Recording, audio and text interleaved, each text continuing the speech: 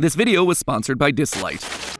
Night City, city of dreams. But under the surface, it's a nightmare. Past the megacorps, the gangs, the crime, there's a conspiracy built to drive you insane. One word of warning, friends, don't trust everything you see. Hello, Internet! Welcome to Film Theory, the show that really wants to stay at your house. Today we're talking about an urban cityscape coated in neon and sprinkled with characters oozing so much swag that I know they're too cool to hang out with me. Cyberpunk 2077. Scratch that. Today we're actually talking about two of these worlds because our sponsor for today's video is Dislite, the free turn-based gacha RPG for iOS and Android all about people awakening divine powers in a super stylish sci-fi setting. Wait a minute, Dislite is set in 2027? That's just 4 years away. Society had better start installing neon lights in a hurry. And it beats Cyberpunk 2077 to this aesthetic by 50 whole years. But it's not just a cool rave aesthetic that connects these worlds. Just like Cyberpunk is all about awakening your powers using augmentation, in Dislite, each of these characters, the Espers, have been able to awaken the dormant powers of mythological figures hidden inside of them to help fight the monsters that are invading Earth. We're talking Thor to Medusa to Odin and Anubis. And you ain't never seen Odin like this. Wearing leather, riding on a motorcycle? Where was this in the MCU? The latest additions to the roster are the sisters Athena and Nyx, who are not only adding their sharp sense of fashion to the game, seriously, does everyone in this game have themselves a cool jacket? But are also bringing their own story of rebellion into this world. Across the game's newest chapter, you'll discover this pair's tragic backstory, how Athena gained Esper powers and basically abandoned Nyx to go be a hero. I can make the world safer and better. We can... You are leaving? That then left Nyx to be captured and forced to become one of the world's first artificial Espers, which is kind of an issue when you consider that artificial Espers don't have complete control of themselves. Kind of like the cyber psychos that we're going to be meeting today in the world of Cyberpunk. Maybe these two worlds are more connected than I thought. Connected universe theory, perhaps? Neon lights, godlike powers, pumping music, rebelling against corrupted systems and shadowy organizations? Check, check, check, and check. Episode for another day, perhaps. TLDR, if you like Cyberpunk, Dislite is going to be your jam. And bonus, in the world of Dislite, the powers that be aren't trying to turn you into a crazy mind-controlled pawn for the government, which segues nicely into Cyberpunk and our theory for today. In case you somehow missed the Keanu Reeves level hype around Cyberpunk, this was a video game that, unlike Dislike, didn't exactly have itself the smoothest launch. Please, accept my apologies for the confusion.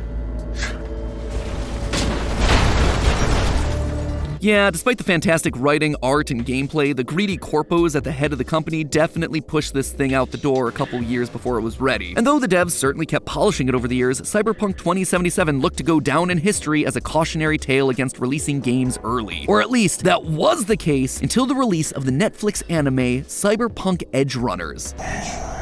Another word for cyberpunk. So then, this is titled Cyberpunk? Weird. Edgerunners is incredible, following the tragic love story of mercenaries David and Lucy as they descend into the underbelly of Night City, a capitalist dystopia run by megacorporations. It is no exaggeration to say that this anime single-handedly saved the brand, with 2077 selling millions of additional copies in its wake. Online discourse has also completely turned around for the franchise, with people who used to clown on the IP instead saying, you're breathtaking. It's also the reason why we're talking about Cyberpunk on our film channel, because wow, look at those review scores. To catch you up, Edgerunners follows David Martinez, a teenager forced into the life of a mercenary in Night City. David finds and installs a very dangerous mechanical body modification that speeds up his movement. This so-called cyberware is a big deal, because he definitely shouldn't be able to use this thing. That there is a military-grade piece. Gotta have the ability to handle it. And Chome, that's something you ain't got. Despite this, David adapts well to the implant with no training, spending the rest of the series upgrading his body with more and more cyberware. The show's central conflict then eventually becomes David's struggle against the implants, and whether or not his body is gonna reject them all. I feel better in metal than in my own skin. I'm built different. I just know it. Why is all of this such a big deal? Well, when someone's body can't handle their cyberware, or they just have too much of it, it literally drives them insane with an affliction known as Psychosis. Some metal's simply not meant to mix with meat. Your organic body, your soul gets pushed to the edge. Oh, that's why it's called Edgerunners. Except, I think that there's a problem with Psychosis. It isn't what it appears to be. No, this diagnosis that is central to Edgerunners is actually a method of control, seized by the few at the top to subjugate the many at the bottom. And the craziest part of it all, Psychosis is only a single piece in a much grander conspiracy about controlling the bodies and minds of everyone in this world. Wake up, theorists! We've got ourselves a theory to burn. First things first, let's actually break down on what exactly cyberpsychosis is. Cyberpsychosis is an in-universe mental illness which results in a loss of empathy and identity. It supposedly stems from cybernetic implants, and the more cyberware that someone has, the larger their risk of getting cyberpsychosis. People who suffer from it come to view other people as weak and inferior, and they have themselves a total disregard for human life. The further a cyberpsycho declines, the less they care about self-preservation, the more they distance themselves from loved ones, and the worse their violent outbursts get. We see this firsthand in Edgerunners through the character of David's mentor, Maine. He starts off normally kind and generous. Everybody gets a fair shake. Only way I operate. But then he starts treating his crew as worthless. All right, huh, kid? Most interestingly of all, though, cyberpsychos start identifying with machines more than humans, something that we actually see visually in Edgerunners as David starts hallucinating mechanical parts growing out of the people around him. Basically, if you have cyberpsychosis, you're a dead man walking. But here's the thing. While cyberpsychosis is a serious problem in this world, what we actually see from the series doesn't line up with what we're told about this diagnosis. Firstly, it doesn't really seem to affect everyone equally. Obviously, David's unique in that he has incredible tolerance to cyberware. Well, your affinity for cyberware is nuts.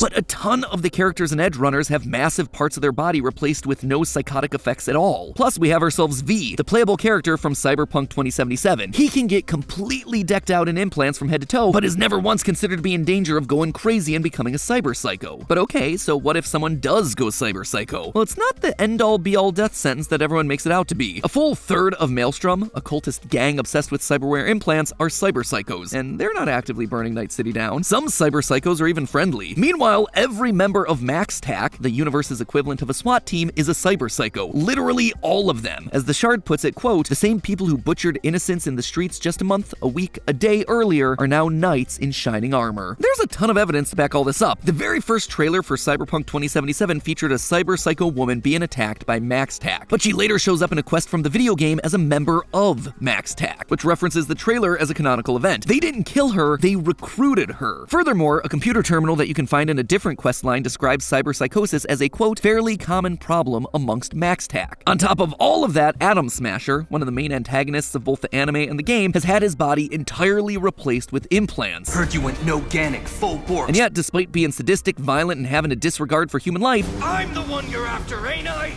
All the same meat to me. he doesn't display any of the insanity that's associated with cyberpsychosis in the series. In short, despite the show telling us that a cyberpsychosis diagnosis is a death sentence, it just isn't. I suspect the problem here isn't the hardware, but rather it's the software. While I think chroming up with too much cyberware is a gateway to getting cyberpsychosis, it's more about getting something into people's minds rather than their bodies. What makes me say this? Well, take a look at this. Despite David's massive amount of implants in the series, the thing that actually puts him over the edge is the software required to run his biggest, baddest implant. David, cyberskeleton's a trap. Don't install the soft. Additionally, within the 2077 game, one of the quick hack software abilities that you can unlock and use on enemies is called cyberpsychosis. It does exactly what you think, giving cyberpsychosis to anyone regardless of their amount of cyberware. Now, you might think that this is just a gameplay thing, something that they dismiss as a rule of cool ability that doesn't actually exist in canon, but that isn't the case. The official music video for the ending theme of Edgerunners features the canonical events that lead to the death of a hacker named Sasha. And in it, Sasha uses that same cyberpsychosis ability, meaning that this is a very real piece of software that exists in universe. If cyberpsychosis is something external trying to hack a target's brain, that would explain why so many of the characters that I mentioned earlier with a ton of implants don't struggle with cyberpsychosis. Lucy and Kiwi are master hackers that have taken steps to protect themselves, while wealthy and important characters like Tanaka, Jimmy Kurosaki, and the Arasaka agents have the best protection software that money can buy. When you look at all of the evidence, cyberpsychosis, this thing that is central to the tragedy that is Edgerunners, simply isn't what we're led to believe it is. And the craziest part, it's just a small piece of a much larger puzzle, one that would see everyone under the thumb of some shadowy entity that controls Night City. Cyberpsychosis is the most obvious form of this control, but there's far more subtle forms of manipulation that's happening under the surface. What could lead to that sort of power? All roads lead to the megacorps. Ladies, gentlemen, and punks, it's time to rebel. Very clearly, the megacorps of Night City are the ones pulling the strings. Literally hacking and controlling people would be the next logical step. But there's a darker agenda here too, and one that's far more frightening. One of the best questlines in the game involves Night City mayoral candidate Jefferson Peralez and his wife Elizabeth, bringing the player on to solve a mystery. Now this quest chain is long, so forgive me for summarizing a bit, but here's the gist. They hired the player character V to look into a strange incident that happened in their penthouse. Jefferson wakes up one night to find a stranger in their home. He shoots the stranger and then passes out. But when Jefferson regains consciousness the next morning, the intruder is gone and there's no evidence of a break-in. As you do this quest, you discover a cover-up. It turns out that their private security company has been secretly monitoring them from a secret room, using experimental neuroplasticity technology and subliminal messaging to mess with their minds, to literally rewrite the pathways that are in their brains, altering their thoughts, their memories, and their personalities. What about that? The blue Fresh neural links.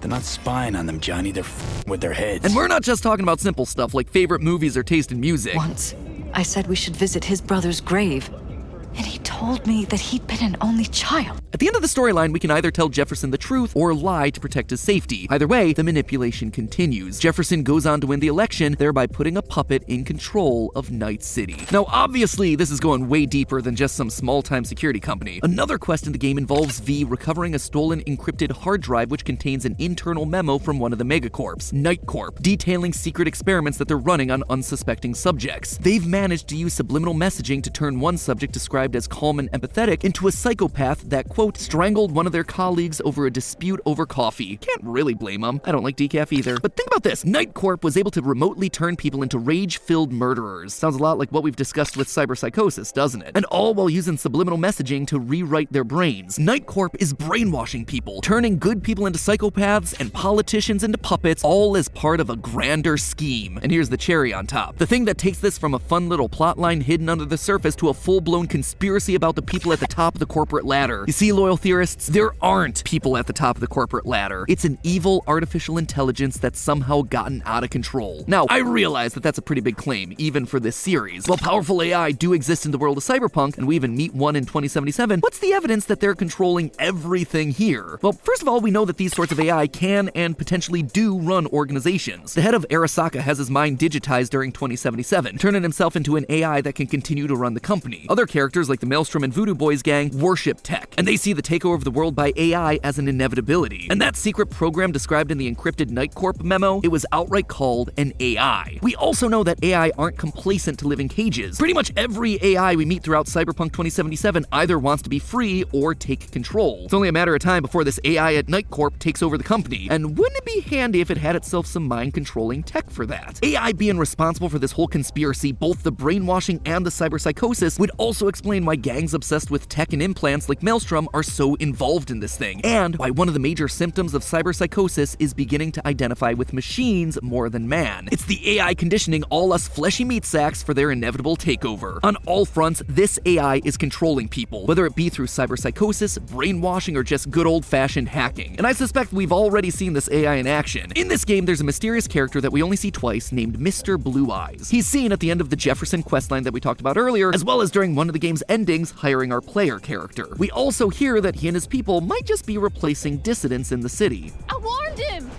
Some black suits came by, blue eyes and all. Look just like he said. Clearly, whoever this guy is, he's powerful, pulling unknown strings that we only catch a glimpse of. But here's why it matters. In the Cyberpunk universe, people's eyes start glowing blue or orange when they're transferring information digitally or when they're being remotely puppeteered by someone. Or something. So, someone who has glowing blue eyes all the time, enough so that their alias is Mr. Blue Eyes, that means that they're constantly transferring data, constantly being puppeteered. This guy is the literal embodiment of this massive conspiracy, a story that's touched every part of the Cyberpunk IP from Edgerunners to 2077, and I bet that we're going to be seeing a lot more from him in the future. But hey, once again, I'd like to thank the sponsor for today's episode, Dislite. One of the things that made Edgerunners so successful was its incredible art direction. I mean, just look at the breathtaking animation and color palette. Aesthetics can really take something good and turn it into something incredible. And if you like the vibe of Edgerunners, I think we've more than proven to you throughout the episode that the story mode of Dislite is going to be up your alley too. But hey, if you want to do some rebelling of your own and just want to take your favorite espers for a spin, you can skip the story and hop hop straight into the game's brand new 3D Dungeon Explorer mode, complete with its own mysteries to unravel. Real talk, as someone who makes and consumes a lot of edutainment, the fact that the Dislite team is using this game to incorporate real mythology from the very real world in a way that might get people interested in learning more about other cultures, I think that is awesome. And it actually got me to learn a bit too. I know less about Chinese myth and literature than I would like, but seeing characters like Lo Yan and Zhao Yan got me excited to look into them, to research their history and learn about the real Chinese gods and dragons from mythology that inspired them. Last time we talked about Dislite on our sister location Game Theory, there were only 70 espers in the game, but now there's almost 100. So there is no way that you're not going to be able to find someone new to like and learn more about. If you want to awaken your inner rebel, check out Dislite by clicking the link down in the description below. Doing so will get you a 5-star Nix as a sign-in reward, so you can use her right away and dive into that brand new 3D Dungeon Explorer mode. On top of that, you can also get a 5-star Hattie for free. Right now is probably the best entry point that Dislite's ever had. Plus, there's already a ton of content for you to explore in the backlog. So once again, thank you to Dislite for sponsoring this video. Sponsorships like this one are the whole reason we're able to cover awesome series like Cyberpunk. We get to talk about a series that we really want to talk about, but the algorithm might not like so much, and you guys get to hear about really cool games like this. I gotta say, it is a win-win for everyone. So please do us all a favor by clicking the link down in the description below. Check out the game. Thank Dislite for supporting us, which allows us to support other series that you might not have heard about. And as always, my friends, until next time, remember, it's all just a theory. A film theory. And cut.